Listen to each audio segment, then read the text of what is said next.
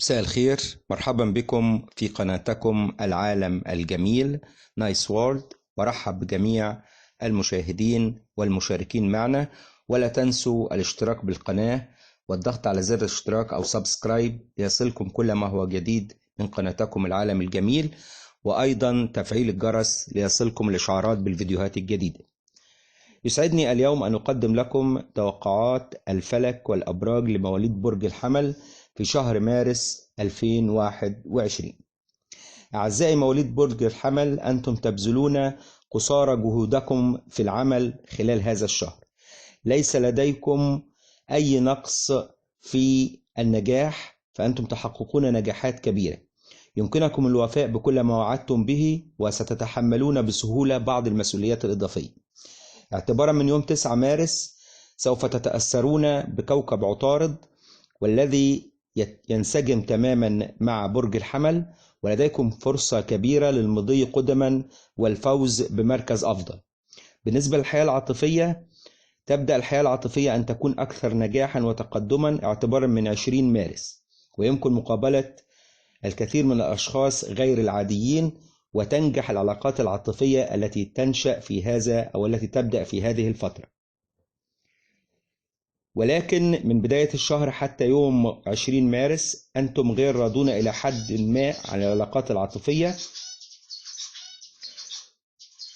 ويكون هناك نقص في الانسجام مع الجنس الآخر، وذلك بسبب التأثير السلبي لكوكب الزهرة على برج الحمل. انتبه جيدا إلى الجانب الصحي، خاصة اعتبارا من يوم 22 مارس، فأنتم معرضون للإرهاق والإصابات المختلفة. بالنسبة للعلاقات العاطفية، في بداية شهر مارس ستعرف أنك تعتمد كثيرا على شريك حياتك في العلاقة، ومن الأفضل أن تغمض عينيك عن بعض الجوانب السلبية في شريك الحياة، وحاول أن تجد الاهتمامات المشتركة بينكما، وهذا سيساعدك كثيرا في العلاقة العاطفية. بالنسبة للجانب المهني، هذا الشهر يوعد مواليد برج الحمل بالازدهار والتقدم في الجانب المهني.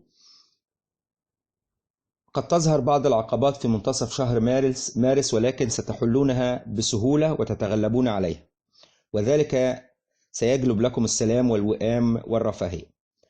كل ما عليكم أن تفعلوه هو أن تلتزموا الهدوء وتجدوا الاتجاه الصحيح. بالنسبة للتوقعات على الجانب المالي سيكون على ما يرام في بداية شهر مارس، حتى إنه يمكن توفير بعض المال للقيام بعطلة أو رحلة شيقة، ولكن بعد ذلك سيكون هناك بعض المشاكل المالية، لكنها في النهاية ستحل بنجاح. هذه كانت توقعات الفلك لمواليد برج الحمل في شهر مارس 2021. أتمنى لكم شهرا سعيدا مليئا بالنجاح، وكل أمنياتي بشهر سعيد من عالمكم الجميل نايس وورلد. أشكركم وإلى اللقاء.